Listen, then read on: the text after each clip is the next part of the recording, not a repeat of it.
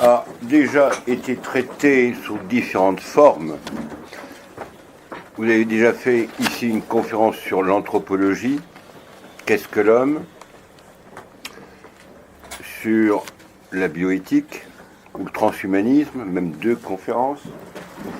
Ce soir, la conférence va être introduite par le professeur Magnard, qui a fait la préface du futur livre qui va bientôt être sous presse du Père Boboc sur la bioéthique. Alors bioéthique, c'est un mot barbare, bien qu'il soit d'origine grecque. L'éthique, c'est pour cacher aux vulgaires ce que les princes qui prétendument nous gouvernent mais manipulent veulent faire passer dans les faits sous prétexte que c'est conforme, on ne sait pas trop à quoi. Il est bon de rappeler que Rome, quand elle était encore debout, il y a eu de nombreux textes normatifs sur les questions de bioéthique. Il y a même eu une charte des personnels de santé. Donc, on n'est pas démuni face aux dérives qui s'opèrent généralement sous le prétexte du compassionnel. Et les meilleurs, on voit quelques administrés qui s'occupent de bioéthique, on peut penser à un archevêque, ce qu'il écrit n'est pas trop mal, on pourrait même y souscrire, sauf qu'il dit que c'est une pierre qu'il apporte au débat démocratique, comme si la démocratie était le Dieu, le nouveau Dieu. D'ailleurs, Maurras, dans ses contes qui apparemment sont scandaleux, était pris d'angoisse devant cette dérive qu'il prévoyait, où l'État devient de facto la norme régulatrice des religions, et que la religion n'est plus qu'une affaire d'opinion privée. Concrètement, dans les hôpitaux, vous avez des comités d'éthique. Et qu'est-ce qu'on fait? Par exemple, il y a un prématuré, problème grave. Et souvent, j'étais, autrefois, quand je prêchais les retraites, confronté à ce genre de situation. Alors, il faut bien voir que dans les hôpitaux, comment ça se passe? Tout le monde vote, même la femme de ménage. Comme ça, le patron dégage sa responsabilité. Donc tout ce qu'on peut conseiller éventuellement, c'est un baptême sous condition. Même si l'enfant destiné à la mort est d'une peuplade étrangère à nos mœurs, à nos coutumes, à nos lois et à notre religion. Mais j'en ai assez dit, à vous, cher professeur. J'aurais mauvaise grâce à parler avant le Père Boboc, et puisque vous me demandez d'ouvrir, ce que je me propose, c'est d'apporter au texte du Père Boboc quelques compléments historiques sur l'histoire la plus contemporaine relative au fonctionnement des centres de bioéthique. Mais, puisqu'on veut absolument que j'inaugure la séance, nous parlons de bioéthique, nous avons parlé de transhumanisme, nous avons évoqué toutes ces transgressions de la morale naturelle au profit d'un nouvel ordre, requis en quelque sorte par le culte du progrès. Cette semaine, jeudi dernier, nous avons tous assisté au mariage gai de la saison, sous l'égide des médias tous convoqués, des photographes tous convoqués, des journalistes tous convoqués, pour dire leur grande joie de ce nouvel hymen, de cette nouvelle alliance qui fera quantité de dindonneaux. J'espère qu'elle ne va pas nous entraîner dans le gouffre, mais c'est à craindre. Je reprendrai le propos tout à l'heure. Je donne la parole au Père Boboc. Merci, professeur. Le frère Thierry a eu la gentillesse de m'inviter ce soir encore pour parler devant vous, d'un sujet qui me préoccupe beaucoup, mais qui devient lassant. Lassant parce qu'il n'y a pas grand-chose à faire pour résister à cette déferlante immorale qui est le fruit de 3 idéologies. La bioéthique, le transhumanisme et l'eugénisme. Car les 3 sont imbriqués dans une cavalcade pour refuser définitivement un statut de personne à l'embryon humain. Et ça, c'est le problème de base. Le professeur Friedman, qui s'occupe énormément de fertilisation in vitro et d'autres choses, dit que c'est un sujet tabou, reconnaissant par là qu'il y a quelque chose de sacré qu'il veut éviter. Le sujet de ce soir, c'est l'imposture de la bioéthique, ou plutôt le dévoiement des centres de bioéthique. Au sujet de la bioéthique elle-même, il faut rappeler l'impératif kantien, l'impératif de Kant, quant au respect de l'être vivant. Agis, disait-il, de telle façon que tu traites l'humanité aussi bien dans ta personne que dans tout autre, toujours en même temps comme fin, jamais simplement comme moyen. Dans la métaphysique des mœurs. Or, ce principe de dignité, comme valeur intérieure absolue, implique naturellement une exigence, celle de la non-instrumentalisation de l'être humain. Ce qui ne convient plus à la bioéthique actuelle, au regard de la liberté quasi inconditionnelle qu'elle s'octroie et de son élargissement aux autres êtres vivants. Si bien que tout à l'heure, dans une phrase conclusive, je dirais qu'on n'est plus dans la bioéthique, mais qu'on est dans la zooéthique. Historiquement parlant, la bioéthique est née dans le cadre de l'éthique, en tant que discipline philosophique au tournant des années 60, lors des premières grandes interrogations qui étaient liées au début de la biomédecine et des technosciences. Jusque-là, les interrogations d'ordre éthique étaient essentiellement relatives à l'exercice de la médecine, primum non nocere, d'abord ne pas nuire, et tout cela était régi par la déontologie médicale, c'est-à-dire un code éthique fondé par des médecins et pour des médecins, comme l'écrit Marie-Hélène Parizeau, philosophe spécialiste de la question éthique à l'université de Laval.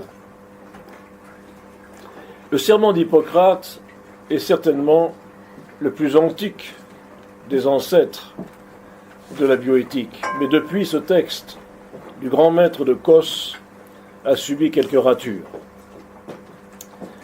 Le terme précis de bioéthique est relativement récent. Il n'est apparu dans le droit positif français qu'avec la loi du 6 août 2004. Le terme n'a même pas un demi-siècle. Il a été forgé par Van Rensselaer en 1971, un oncologue de l'Université du Wisconsin, dans un livre « Bridge to the Future », ouvrage dont le titre porte en lui-même une dynamique d'ouverture vers toute nouveauté. La bioéthique étant pour lui la science de la survie. En ces quelques années, un immense imbroglio juridique s'est formé du fait du désir d'avoir la haute main sur la vie, sous l'alibi de la préservation de la dignité humaine, qui elle-même devient à géométrie variable. Les États membres de l'Union européenne ne sont pas tenus d'appliquer systématiquement les recommandations européennes en matière de santé et de bioéthique. Cependant, elles le font. En droit européen, c'est toujours la Convention d'Oviedo qui fait encore loi. Il faut comprendre que l'Europe justifie la bioéthique par un sens incarné, où la personne n'est plus propriétaire de son corps. Ceci a été relevé par le professeur Didier Sicard, d'ailleurs dans un excellent rapport. On a aussi affaire à la catastrophe d'une anthropologie dualiste, qui ouvre vers un néognosticisme. Ceci, j'ai pu le démontrer dans l'ouvrage dont on a parlé tout à l'heure, qui devrait pas tarder à sortir. En 69, Daniel Callahan fonde avec un psychiatre, Willard Gaylin, l'Institut de la Société des études éthiques et des sciences de la vie, qui deviendra le premier institut de bioéthique, et par la suite le fameux Hastings Center, qui mérite d'ailleurs d'être retenu parce qu'il se bat comme il peut contre des lois et surtout des dérogations sur les manipulations génétiques.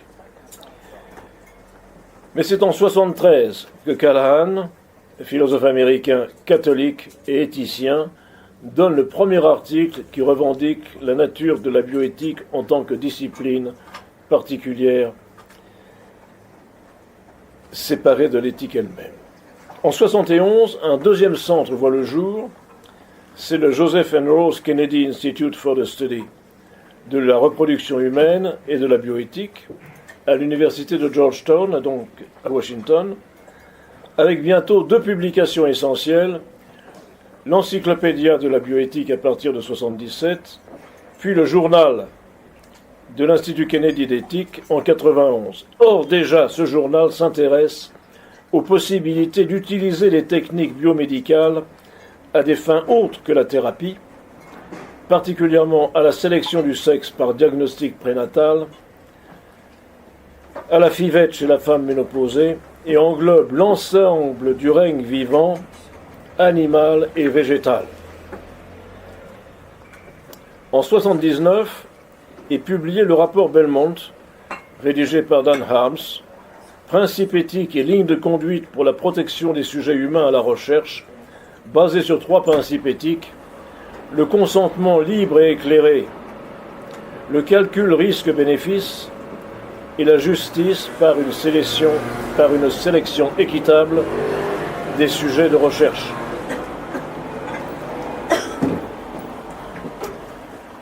Comme vous le voyez jusqu'ici, l'essentiel de la réflexion bioéthique concerne essentiellement l'expérimentation clinique sur l'homme, ce qu'on appelle les clinical trials. Je me permets d'en parler avec un peu d'autorité, parce que j'ai été un des premiers jeunes médecins en France lorsque j'étais directeur des études dans la Roussel-Uclaf, du moins dans une de ses filiales. Ça fait maintenant plus d'un demi-siècle. Et nous commencions à faire des essais cliniques en comparant l'effet d'un médicament versus un placebo. Puis par la suite, on a introduit ce qu'on appelle les essais en aveugle, puis les essais en double aveugle, où ni le médecin ni le patient ne savait ce qu'il recevait ou ce qu'il donnait.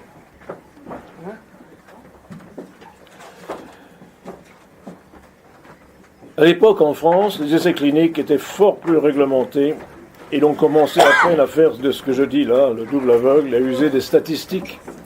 Mais à user des statistiques en début de protocole pour déterminer le nombre de patients nécessaires à inclure dans un essai, de façon à ce que les résultats puissent être significatifs dans une marge d'erreur acceptable. Le grand tournant en France, c'est autour des années 75-80, avec 2 événements. La dépénalisation de l'avortement, fameuse loi Veil, et la première naissance par FIVET, en 82, la naissance d'Amandine. Je vous reparlerai de cette charmante fille tout à l'heure. On peut distinguer à cette discipline, la bioéthique, 2 lignes de force s'inscrivant officiellement dans la morale. L'une descriptive basée sur la philosophie morale, l'autre plutôt prescriptive, qui recherche des normes morales applicables aux sciences du vivant. Cette distinction me semble vraiment très formelle. Il est en fait question d'établir certaines règles devant d'éventuels dilemmes moraux pour ceux qui ont encore une morale. L'objection de conscience et la clause de conscience ont été revendiquées dès que les centres d'IVG ont été installés dans les hôpitaux. Ça a donné lieu à des débats parfois très violents, montrant par là combien était grave l'enjeu moral de la facilitation de l'avortement. La clause de conscience est aujourd'hui de grande actualité en France, avec la toute récente création juridique du délit d'entrave numérique à l'avortement. Je reviendrai sur ce point. Dans un monde surmédicalisé, où l'envahissement sociétal par la biomédecine est omniprésent, il est devenu logique que la bioéthique soit aujourd'hui une discipline universitaire, enseignée dans les facultés, tandis que se multiplient les comités de bioéthique internationaux, nationaux, des myriades de comités et de sous-comités d'examen des différentes questions sur lesquelles se penche cette discipline. Le caractère multidisciplinaire de la bioéthique qui fait appel à des médecins, des biologistes, des généticiens, des ingénieurs, des philosophes, des juristes, des économistes et des politiciens ne peut cacher, en fait, son instrumentalisation par une forme de pensée unique, dominée par une vision anthropologique matérialiste et athée, et souvent subversive, à l'endroit des valeurs traditionnelles de notre civilisation. La question devient: la bioéthique à géométrie variable est-elle devenue un alibi à toutes les transgressions?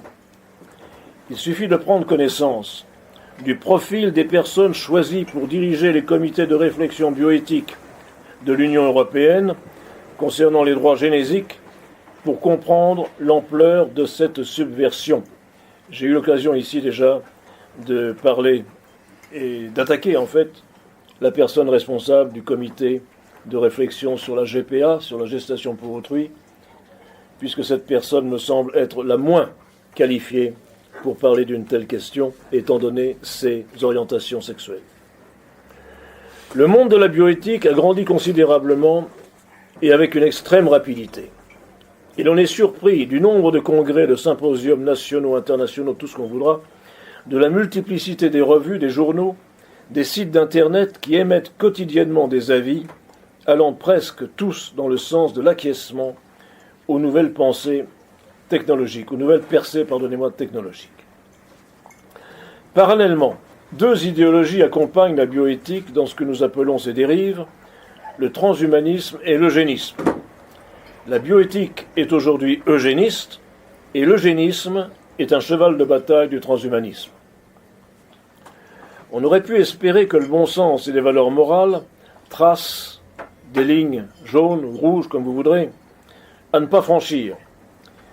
Mais c'était sans compter avec le temps des imposteurs et la trahison des clercs. Des lignes jaunes, il y en a eu, mais elles cèdent immanquablement sous la pression des lobbies activistes. Je me cite. À part les transhumanistes, tout le monde s'accorde sur la nécessité de réglementations contraignantes pour encadrer la politique d'amélioration des performances humaines qui nous est présentée comme inéluctable. L'échec des innombrables comités de bioéthique depuis 1947, et là je cite Tétart, où chaque pas plus permissif que le précédent est logiquement argumenté, comme le constate donc Jacques Tétart, vous savez, l'un des pères du premier bébé éprouvette, ils s'y sont mis à deux, lui et le professeur Friedman,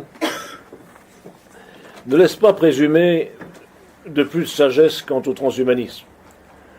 Ou, je cite cette fois-ci Laurent Alexandre, un transhumaniste notoire, où pas à pas, année après année, petite transgression indolore par petite transgression indolore, notre transhumanité, toujours plus technophile, pourrait se faire à l'idée de la post-humanité. Si bien que régulièrement les lignes morales admises à un moment donné subiront des transgressions toujours plus grandes et toujours plus rapides. La définition de ce qui est admissible évoluera constamment, soulevant chaque fois une indignation, mais très vite absorbée par un nouveau déplacement des lignes. Or c'est bien ce à quoi nous assistons et qui pose tant de problèmes bioéthiques, D'ailleurs, Laurent Alexandre écrit « À force de devenir flou, les frontières entre l'admissible et l'interdit disparaîtront », ajoutant un peu plus loin « On peut penser que la notion de ligne rouge elle-même disparaîtra ». Donc, la bioéthique aujourd'hui est dans une optique de l'interdiction d'interdire. En matière d'imposture bioéthique, les choses ont commencé avec l'affaire Dan Hammer sur la découverte supposée du gène de l'homosexualité. J'en ai parlé déjà ici, je ne recommence pas, et je résume la situation. Il s'agissait de l'histoire tristement connue de ce chercheur, reconnu par ailleurs pour des travaux antérieurs, mais qui a cédé aux impératifs de l'idéologie homosexuelle, considérant à vouloir d'emblée répondre positivement à une question qu'il faisait semblant de se poser: est-ce que l'on naît homosexuel? Naît-on homosexuel? Il n'en fallait pas plus à ce chercheur, qui n'était pas expert dans la localisation génétique, pour trouver en 2 ans, c'est-à-dire vraiment quelque chose de stupéfiant, en 2 ans, l'explication fantaisiste et la publier. Prenons son propos, son propre désir pour une réalité, Hammer publie en 1994, de la traduction, La science du désir, la recherche du gène de l'homosexualité et le comportement biologique. C'était publié en 1994 chez Shuster & Shuster à New York. La localisation du gène de l'homosexualité sur le fameux locus XQ28 s'est avérée une sottise, un mensonge, et Hammer, grâce au lobby homosexuel, a réussi à échapper à l'accusation de tricherie menée par l'Office de la recherche sur l'intégrité. Mais le mal était fait. On commença dès lors à parler des causes génétiques de l'homosexualité, et l'adjectif génétique était maintenant collé au substantif homosexualité, et nombre de contemporains, et même de théologiens chrétiens et orthodoxes et bioéthiciens, s'y sont malheureusement laissés abuser. Après quoi s'est greffée une autre imposture, et celle-ci de taille, et d'ordre idéologique une fois encore, celle de la théorie du genre, qui n'a d'autre fondement que l'idéologie issue des groupes féministes anglo-saxons et américains et des lobbies LGBT. LGBT, vous savez ce que c'est? Lesbiennes, gays, bi et trans. L'année prochaine, il y aura peut-être quelque chose en plus. Théorie naturellement adoptée par l'idéologie transhumaniste, qui est une autre imposture, à différents égards, comme je le montre dans mon livre « Le transhumanisme démasqué », j'anticipe. Nous vivons aussi dans une imposture sémantique, dans ce qu'on appelle aussi la novlangue. D'autres formules, tout aussi fausses qu'infondées, telles que par exemple le projet parental, qui cache une aberration ontologique, ou encore une autre formule, les géniteurs intentionnels, en lieu et place des parents légaux, ou même des mères dites porteuses à la place des mères de substitution, tout comme l'on nous parle des droits génésiques et de la santé sexuelle, pour mieux faire passer leurs extensions aux minorités sexuelles, soutenues toujours par les mêmes groupes de pression LGBT, qui font désormais la loi au Conseil de l'Europe et de l'Union européenne, au motif fallacieux de la lutte pour l'égalité des genres et de la lutte contre la non-discrimination. Tout cela jouira de la même carrière dans un monde volontairement désinformé et abruti par la pression médiatique lénifiante et exonérant l'homme de toute responsabilité. Toutes ces impostures de caractère scientifique, tous ces effets d'annonce, finissent cependant par créer un climat juridique favorable à légiférer à partir de nouvelles normes. Je fais une parenthèse, j'en ai parlé assez souvent, je vous ai parlé de 2 personnes qui ont eu énormément d'influence au niveau de l'Union européenne, des recommandations sur les droits génésiques. Je parle de la parlementaire portugaise Estrela, Brigitte Estrela, et de la parlementaire autrichienne Ulrike Lunacek, qui l'une et l'autre ont fait des recommandations qui avaient été repoussées et finalement acceptées à partir du moment où un parlementaire belge, Marc Tarabella, socialiste, a renvoyé dans les cordes le fameux projet One of Us, l'un d'entre nous, qui avait été signé par plus de 2 millions de personnes en Europe, de façon à préserver la vie de l'embryon. Ces personnes sont des activistes, premièrement, du planning, deuxièmement, de l'avortement, troisièmement, de la suppression de la clause de conscience pour les médecins. Et enfin, de l'éducation sexuelle dans les petites classes, de façon à ôter tout préjudice envers ceux qui manifesteraient des opinions homosexuelles. La chose est grave, elle est même gravissime, puisque depuis quelques semaines en Grèce, c'est un scandale en Grèce, dans ces petites classes, toujours de façon à ce que l'homosexuel ne soit pas mis en minorité, si je puis dire, par rapport à ses camarades hétérosexuels ou qui ne connaissent pas encore ce que c'est que la sexualité. C'est là où la chose est particulièrement grave. On leur apprend ce que c'est que la sodomie. Oui, je signe sur ce que je viens de dire. Donc, la trahison des clercs, on la connaissait, celle des bioéthiciens, on en fait connaissance. Professeurs de bioéthique et ardents défenseurs de l'eugénisme, favorables au transhumanisme, ils occupent aujourd'hui les chaires de bioéthique d'universités prestigieuses. Et cela a commencé dès le début de l'intérêt porté à la bioéthique. Je vous brosserai tout à l'heure quelques portraits de bioéthiciens particulièrement en vue, je pense au professeur Joseph Fletcher, au professeur Peter Singer, au professeur Nick Bostrom. Vous me direz, oh là là, ce sont des anglo-saxons. Oui, le mal vient de chez eux. Et chez nous, nous répétons, comme des singes, avec un temps de retard, les mêmes erreurs. Mais restons en France maintenant. Et revenons un instant sur l'historique du développement de la bioéthique en France. Les revendications tenant au droit et à l'autonomie de la personne ont bien sûr conduit à des changements sociaux de grande importance. Le premier, ça a été la dépénalisation de l'avortement. Pour mémoire, en France, c'est la loi Veil du 17 janvier 1975, dont tout récemment, je vous l'avais dit, les députés ont fêté le 40e anniversaire par 143 voix l'applaudissant contre 7 s'y opposant.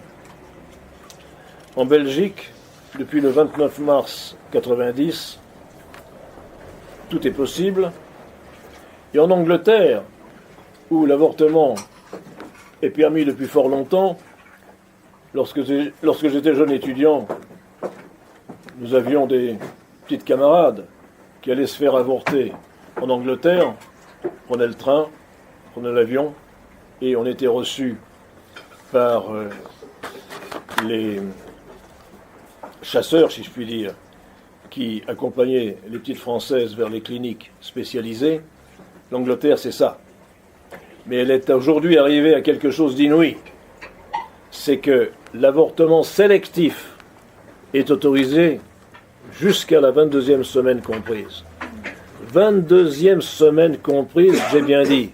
Ça veut dire que pratiquement au 6e mois, alors que le fœtus est viable, on peut s'en débarrasser au motif de la sélection du genre, de la sélection du sexe. Donc bien souvent, les petites filles y passent.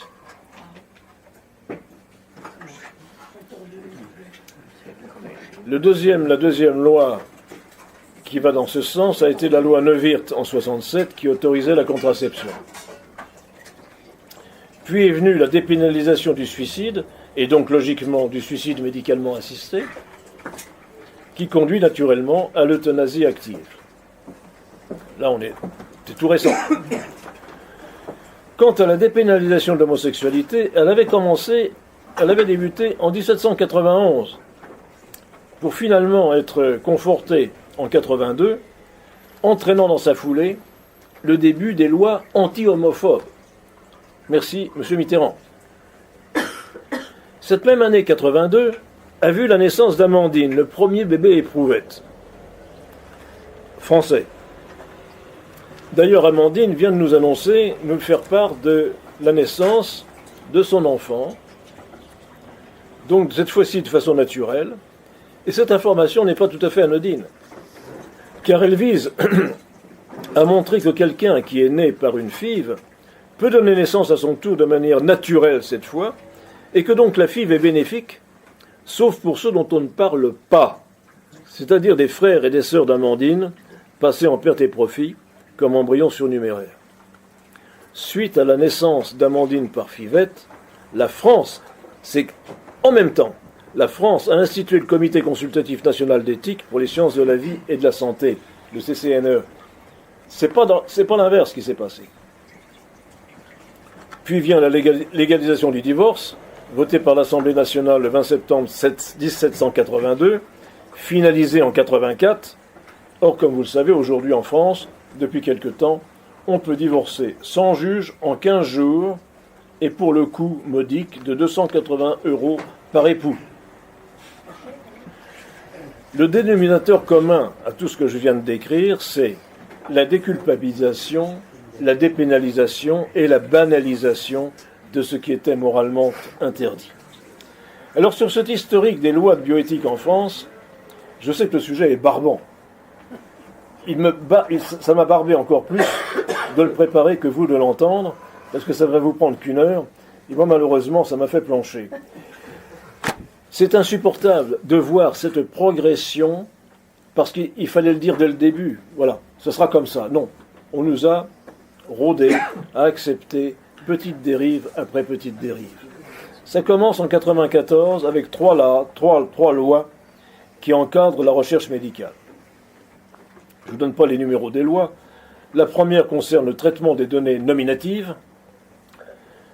La seconde, sur le respect du corps humain. Et la troisième concerne l'utilisation des éléments et produits du corps humain et donc des greffons. Et la même loi encadre la procréation médicalement assistée et le diagnostic prénatal. Ça, c'est 1994. Et ça conclut en disant on revoit tout ça dans 5 ans. En 2004, la loi de bioéthique est donc une révision des lois qui avaient été prévues en 2004. Et cette loi concerne de nombreux points. On parle désormais du clonage reproductif et on dit qu'il est interdit. Mais on en parle. On parle de la recherche sur l'embryon et sur les cellules embryonnaires et on dit qu'elle est interdite. Mais en principe. Donc ça ouvre la voie vers des dérogations. On parle de la brevetabilité qui est autorisée pour une invention constituant l'application technique d'une fonction d'un élément du corps humain. Donc, le corps humain était respecté, mais maintenant, on continue à le dire, mais on peut breveter des applications de certains organismes. Il est alors décidé de créer l'Agence de biomédecine.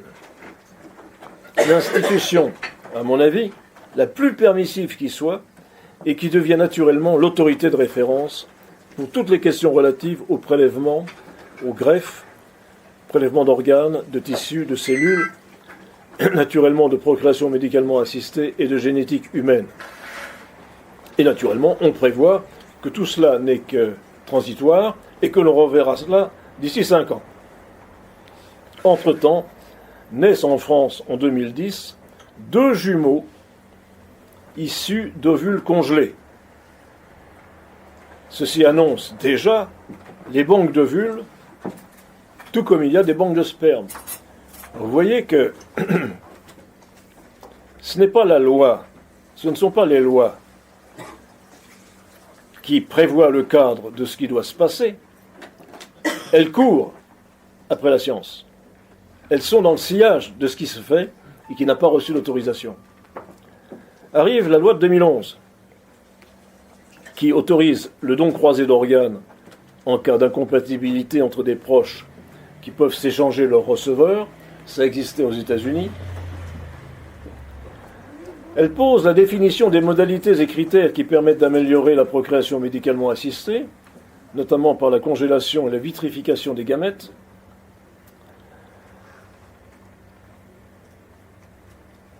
Elle fait un amendement sur la recherche sur l'embryon, toujours officiellement interdite mais autorisée par dérogation.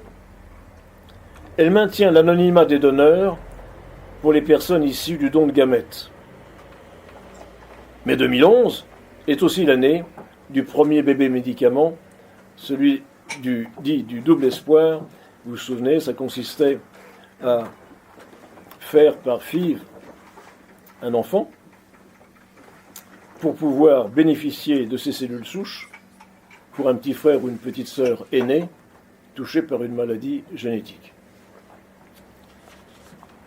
Ça n'avait pas été prévu non plus dans la loi. Donc la loi, maintenant, va y venir. Et toujours en suivant une dérive que l'on crée des lois. La loi de 2013. Cette loi du 6 août autorise désormais l'expérimentation sur l'embryon conçu in vitro dans le cadre d'une PMA et sans projet parental.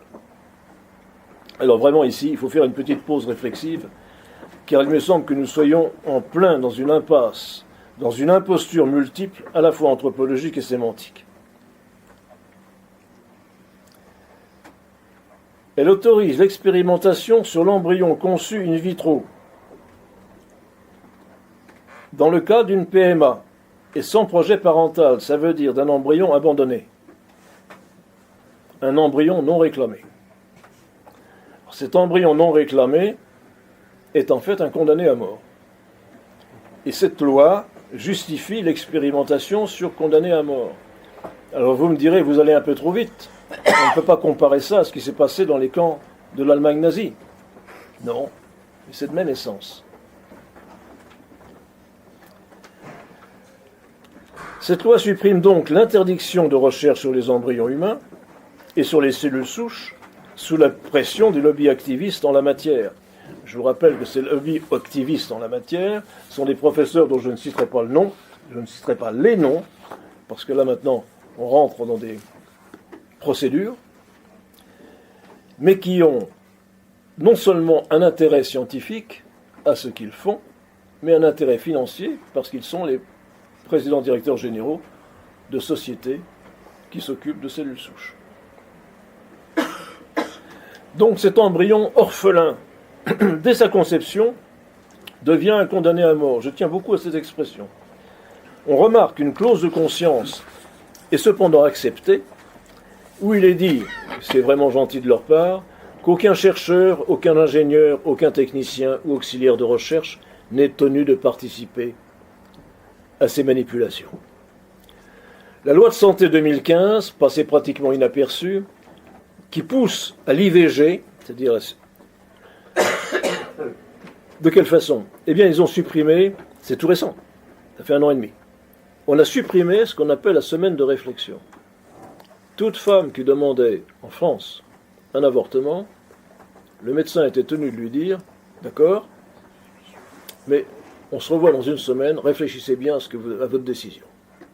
Cette semaine de réflexion a été supprimée. De même, il a été autorisé à ce que les sages-femmes puissent faire des avortements médicamenteux. Et puis,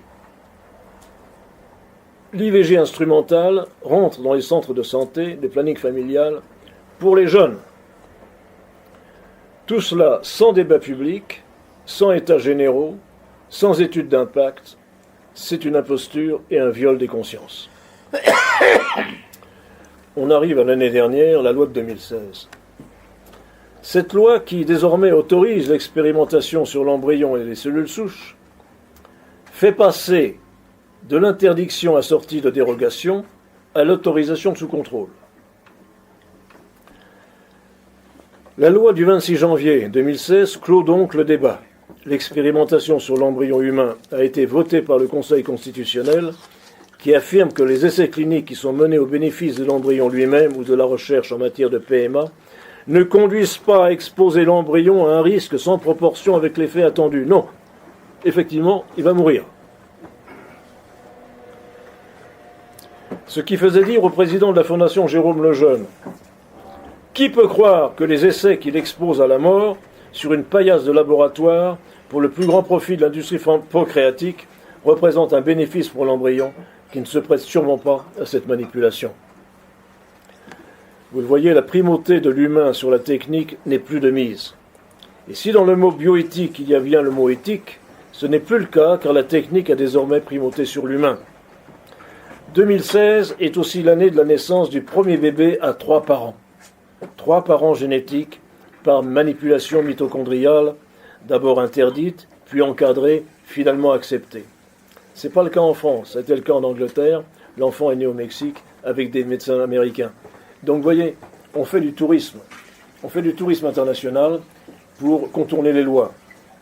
Donc les lois que nous donnent, autant les mettre au panier, ça ne vaut pas un clou. Ça ne vaut pas un clou puisqu'il suffit de traverser une frontière pour trouver des lois qui soient plus permissives. Mais les femmes l'acceptent. Pardon? Les femmes l'acceptent. Ils ne sont Oui. pas obligés d'accepter. C'est pas à leur Ils ne sont pas honneur. obligés d'avorter, les femmes. Ben, oui, tout à fait, C'est pas madame. parce qu'elles le veulent, hein. Elles vont pousser Vous, la vite. Hein. vous avez bien... Je ne sais pas. Je ne porterai pas de jugement de valeur, mais je remarque que vous avez raison. Ils vont pas toutes, mais on dirait que le dos, hein.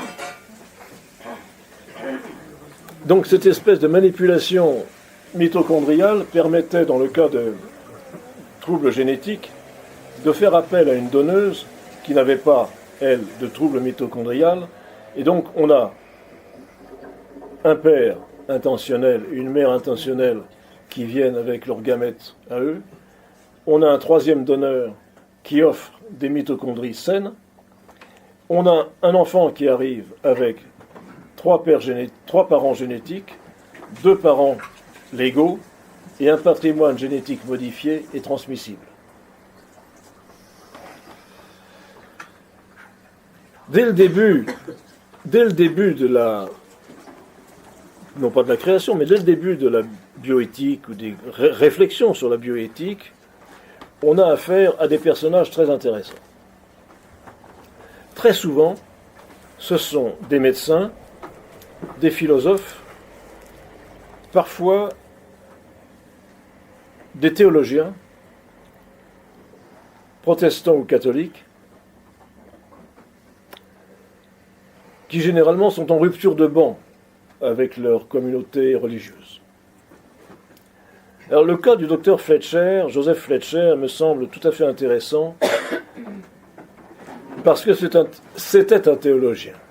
Cet Américain qui était né en 1905, pasteur et théologien épiscopalien, professeur d'éthique chrétienne à la Harvard Divinity School, de 44 à 70, ça représente quand même une période longue d'intoxication des élèves, puis professeur d'éthique médicale à l'Université de Virginie, était devenu athée à l'âge de 65 ans, considérant que finalement, ce que racontait la Bible ne pouvait être retenu et il renonçait à tout héritage chrétien pour se déclarer humaniste. Ancien syndicaliste, accusé de communisme par le sénateur McCarthy, il est le fondateur de l'éthique biomédicale moderne. À ce titre, il a eu une activité éditoriale très importante, écrivant énormément sur les questions de morale et des pratiques controversées comme l'avortement, le clonage, l'eugénisme, l'euthanasie volontaire, le planning familial, etc. Donc vous voyez la totale. Il fut membre fondateur du Planned Parenthood, de l'association pour la stérilisation volontaire des individus jugés inaptes à la parenté, eugéniste. Il fut aussi le fondateur de la Société pour le droit de mourir et de la Société d'amitié soviéto-américaine. Parmi ses ouvrages les plus influents, l'éthique du contrôle génétique et Ending Reproduction Roulette, c'est superbe, la fin de la reproduction à la roulette, en 1974. Très admiratif des progrès technologiques, il déclara « Being artificial is supremely human ». Être artificiel, c'est cela qui est suprêmement humain. Ce qui en fait un transhumaniste notoire.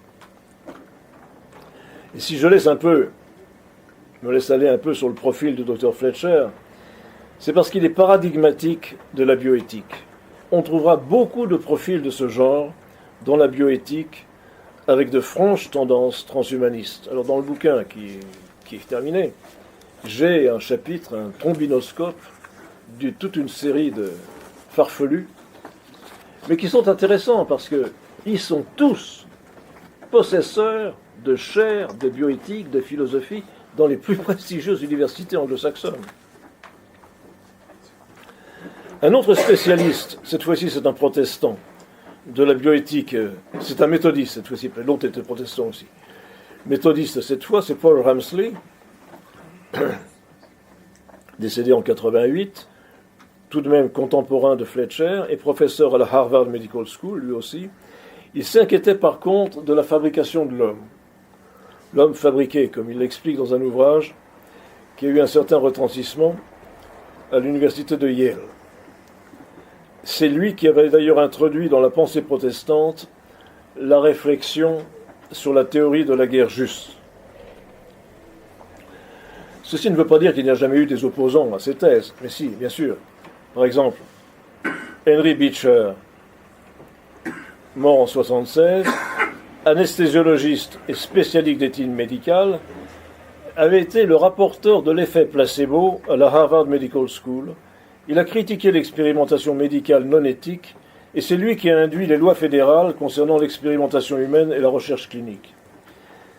Par contre, voilà le problème. Depuis 1967, ceux qui s'intéressent à sa biographie font mention de sa collaboration comme expert scientifique auprès de la CIA dans les années 50 pour l'expérimentation de drogues sur l'homme, notamment dans les prisons secrètes d'Allemagne de l'Ouest, où plusieurs prisonniers seraient morts du fait de surdosage de mescaline.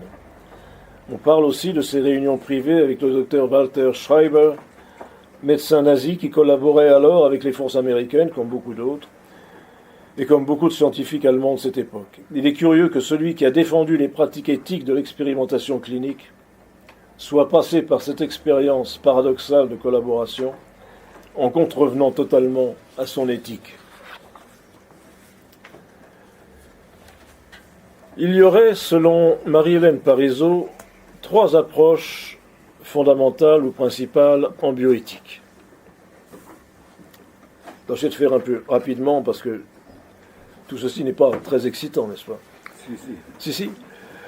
La première approche, c'est le principisme, pas très joli comme terme, de Tom Beauchamp et de James Childress, qui, dans les principes de l'éthique biomédicale de 2009, propose 4 principes formels: le principe d'autonomie, le principe de bienfaisance, de non-malfaisance et de justice. Ceci sans hégémonie d'un principe sur l'autre. Tom Beauchamp est un philosophe américain, professeur de bioéthique et d'éthique animale à l'université Georgetown, avocat des droits de l'animal. La plupart des transhumanistes dont je parle dans mon livre sont des avocats du droit de l'animal, ce qui me semble une bonne chose en soi. Mais le droit de l'animal, quand vous verrez comment il est conçu, c'est parce que nous rentrons dans la catégorie animale. Oui. Je vous parlerai du cochon tout à l'heure. James Franklin Childress est aussi un philosophe et un théologien américain, professeur d'éthique au département d'études religieuses à Virginie et vice-chairman de la task force qui avait été faite aux États-Unis sur la transplantation d'organes. Une deuxième approche est celle de quelqu'un qui est très connu en matière de bioéthique, c'est Hugo Tristram Engelhardt, qui d'abord plaida pour une éthique pluraliste et séculière, comme il le dit dans la première édition de ses fondations de la bioéthique en 1986. Mais Engelhardt ne donne aucune priorité morale fondée sur la raison, la religion ou l'intuition. En 1991, ce catholique se convertit à l'orthodoxie et il prend ses distances avec sa première édition, dont il va donner une nouvelle édition fortement réorientée. C'est lui qui dirige le journal de médecine et de philosophie aux États-Unis. Et puis la troisième façon d'approcher la question, c'est celle du modèle casuistique et contextualiste, mis au point par Albert Johnson et Stephen Toulmin. Ce sont des professeurs tous les deux d'éthique médicale à l'Université de Washington. Le premier avait rejoint la Compagnie de Jésus, ordonné prêtre en 62, devient président en 69 de l'Université de San Francisco et finalement se dit que, soyons sérieux, il renonce à la prêtrise en 76. En France, on ne peut pas dire que les choses se passent comme cela. Le discours est plutôt normatif, médical, scientifique, religieux ou juridique, mais ceci ne se confronte pas. Alors que le règlement bioéthique aurait dû précéder l'expérimentation, on est en général placé devant le fait accompli. Et je voudrais dire 2-3 mots sur ce fait accompli. Dans les conclusions de mon livre sur l'idéologie transhumaniste, je citais en matière d'acceptation du fait accompli les mots suivants d'un généticien extrêmement connu de Genève, Alex Moron. Je le cite.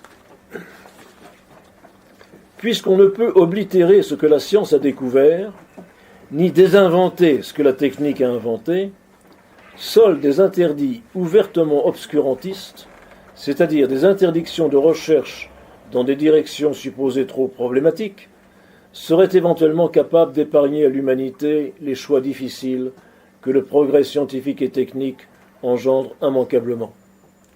À l'inverse, l'éthique démiurgique traite l'innovation scientifique et technique comme un fait acquis, ni plus ni moins, et estime que, puisque le pouvoir ainsi généré existe, il conviendrait d'en faire un usage prudent.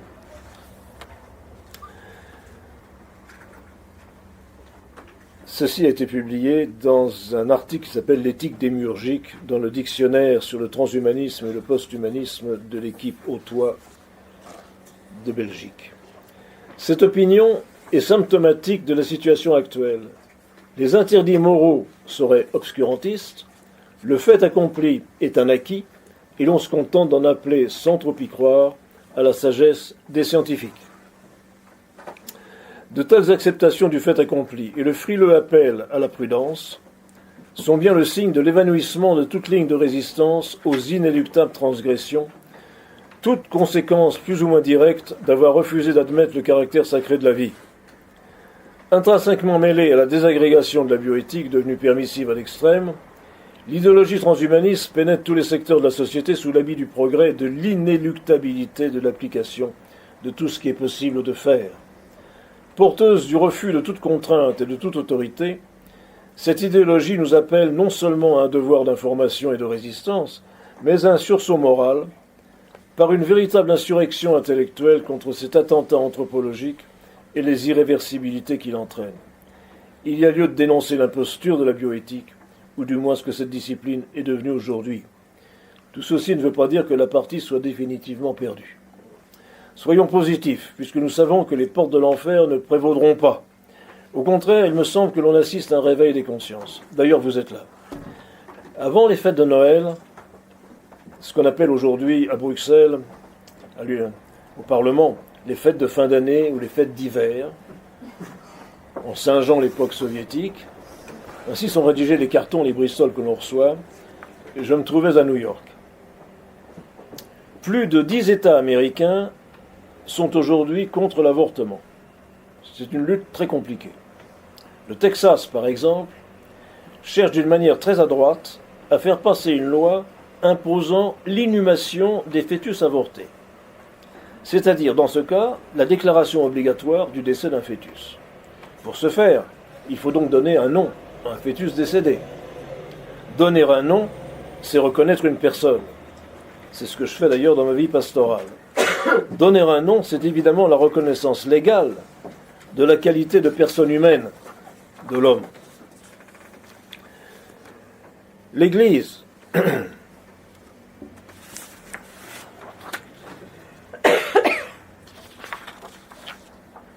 très ennuyé parce qu'il me manque une page et elle est fondamentale.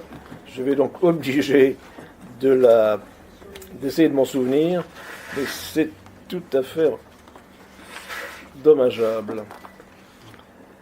Voilà. Je voulais dire que du côté catholique, un certain nombre de choses existent et sont fort bien faites de la part des comités d'éthique.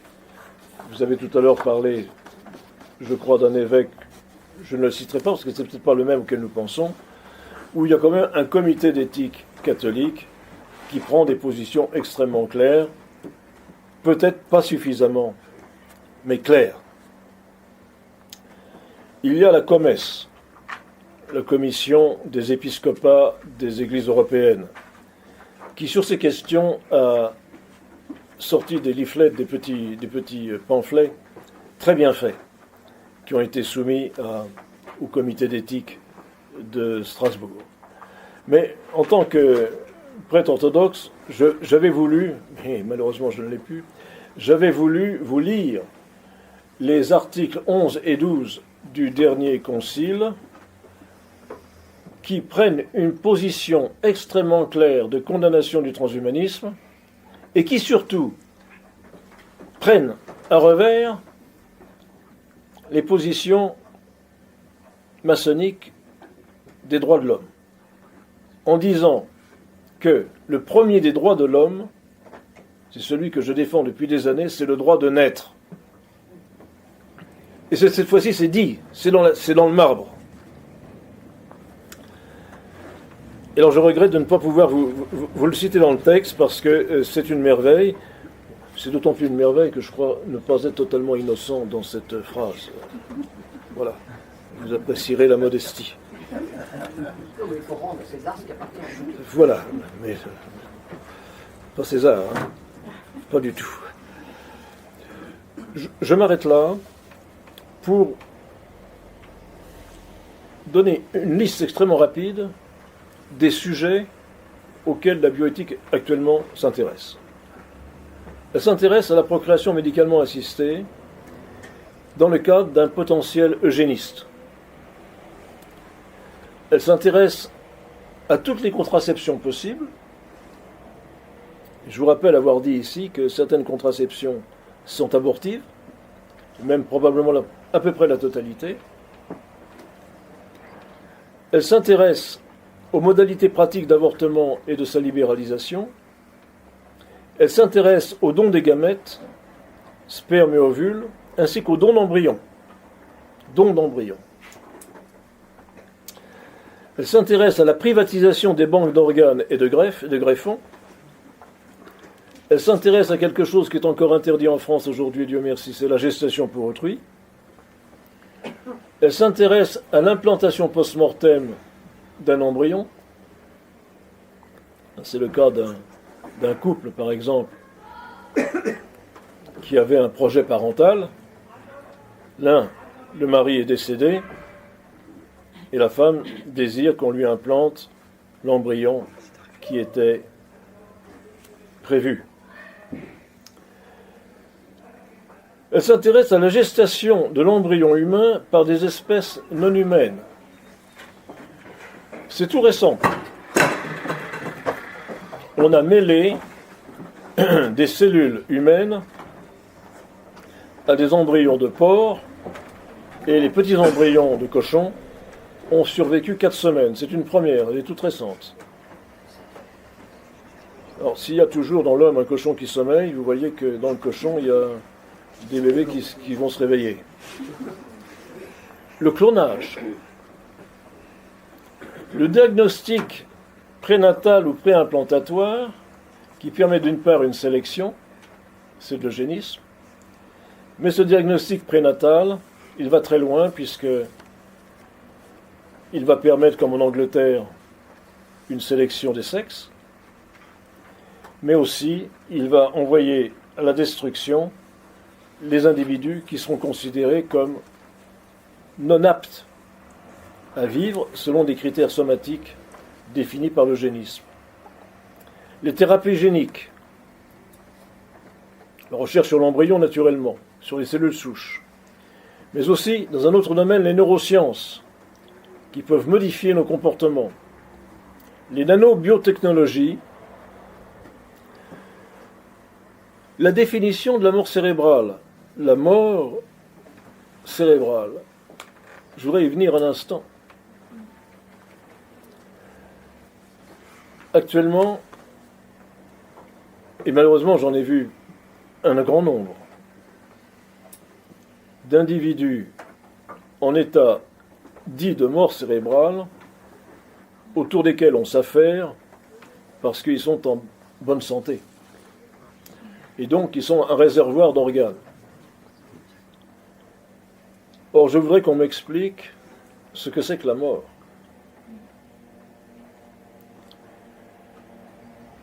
Autrefois, les croque-morts mordaient un orteil pour voir si l'individu réagissait.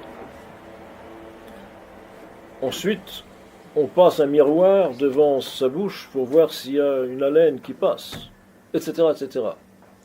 Aujourd'hui, on décrète qu'un individu est mort, même s'il est à cœur battant naturellement. Non pas artificiellement tenu en vie, mais à cœur battant. Surtout si à cœur battant. Voilà. Or, est-il légitime de pouvoir prendre des organes sur un individu à cœur battant? Pour moi, cet homme est vivant. Il est fort rare qu'il y ait un réveil, mais c'est arrivé.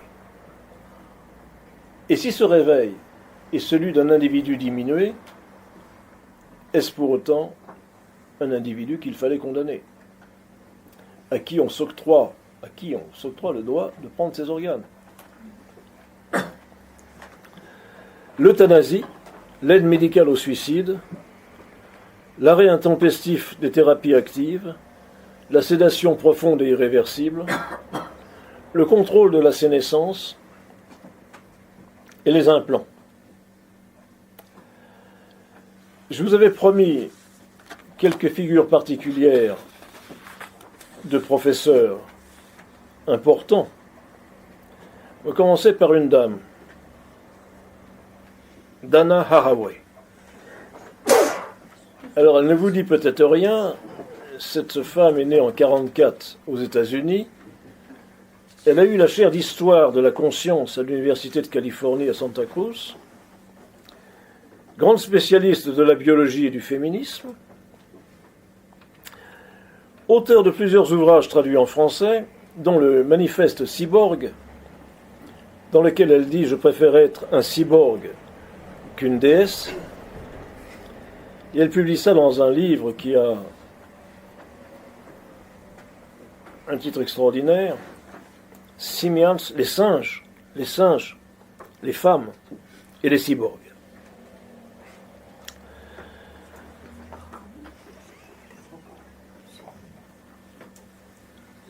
Le cyborg, dit-elle, devient notre ontologie, car il n'y a rien à craindre du mariage entre le corps supposé naturel et la machine, qui est issue des avancées technoculturelles. Elle est opposée à l'idée d'utérus artificiel, ce qui est intéressant parce que ceci est en marche, parce que ça consacrerait, dit-elle, le triomphe du désir phallocratique de recréer le monde sans l'intermédiaire du corps de chair d'une femme. Alors, c'est intéressant parce que chez les féministes, on se bat sur l'utérus artificiel. Il y a celles qui pensent que ce serait une bonne chose parce qu'enfin on en terminerait avec la grossesse et tous ses ennuis, et les autres qui pensent que c'est une façon de les déshabiller une fois pour toutes de la capacité de maternité. John Harris, philosophe et bioéthicien, professeur de bioéthique à l'Université de Manchester, auteur de l'amélioration de l'évolution, c'est un libertarien.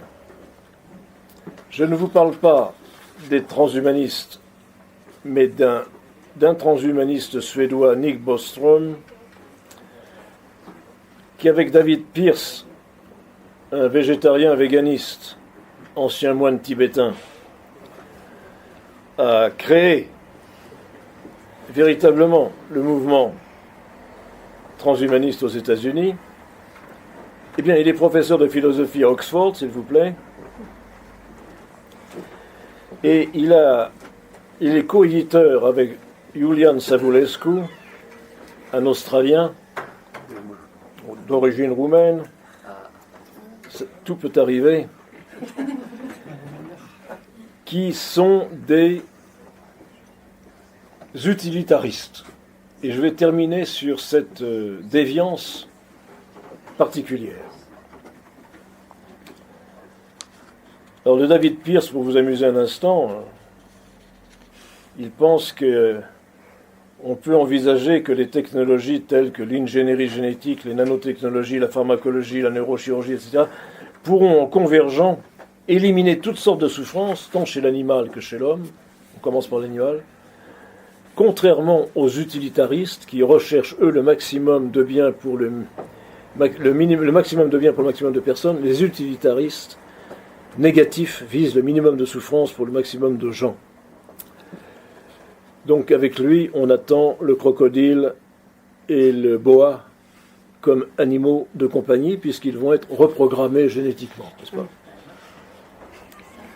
James Hughes, bioéthicien américain, directeur du planning familial, directeur de philosophie au collège de la Trinity de Hartford, dans le Connecticut, ancien moine bouddhiste, mais, dit-il, non théiste. Attention, il ne faudrait pas confondre. Hein. Non théiste. Et naturellement techno-progressiste de gauche. Ils sont comme ça toute une flopée. Mais je veux vous dire deux mots, par contre, du pire d'entre eux, c'est-à-dire de celui qui est le... Il n'est pas français, celui-là. Non, il n'est pas français. Non, les Français comptent pas. Les Français comptent pas, les Français comptent pas. Je vous dirai qui ils sont après.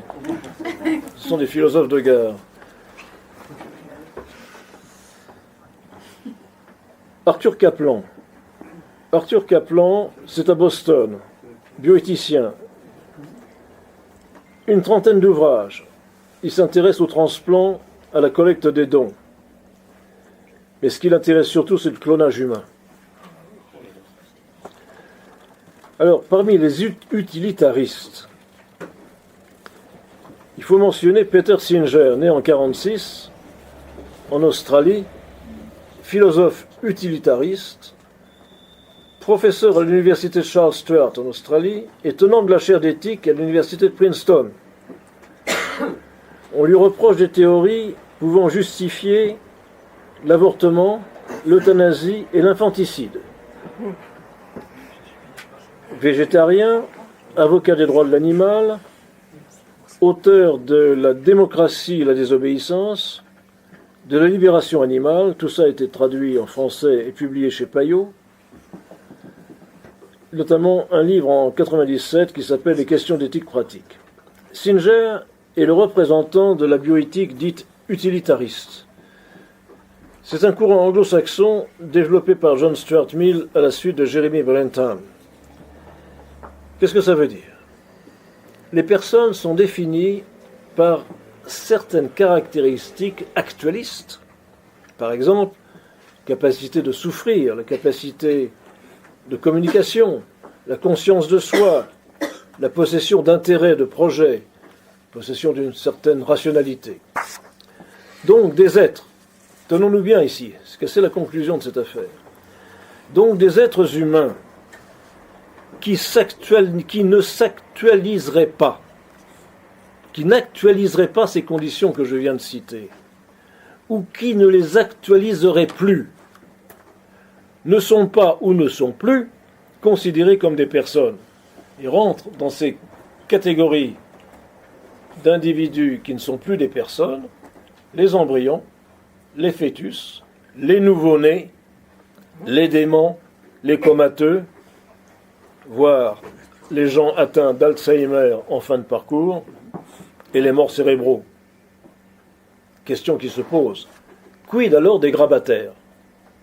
Alors, le mouvement est favorable au prélèvement d'organes sur des grabataires parce que leurs deux ou trois dernières années de vie sont d'une qualité jugée inférieure à celle d'animaux qui sont dans la pleine jouissance de leur capacité.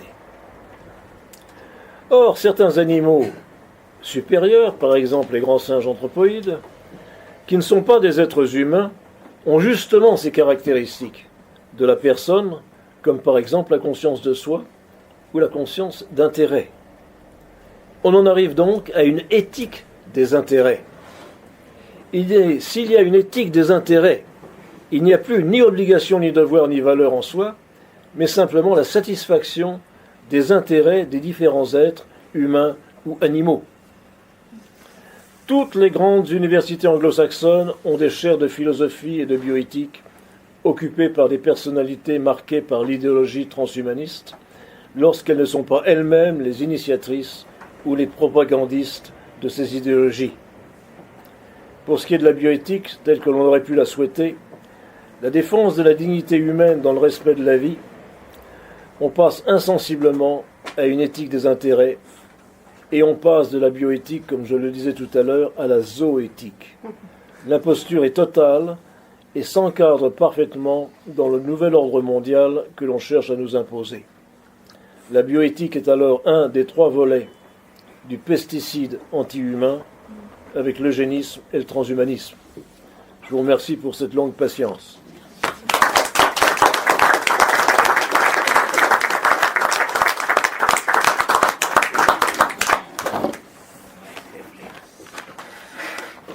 Vous avez peut-être des questions à poser et vous serez réinvité quand votre livre sera publié, je pense, après Pâques.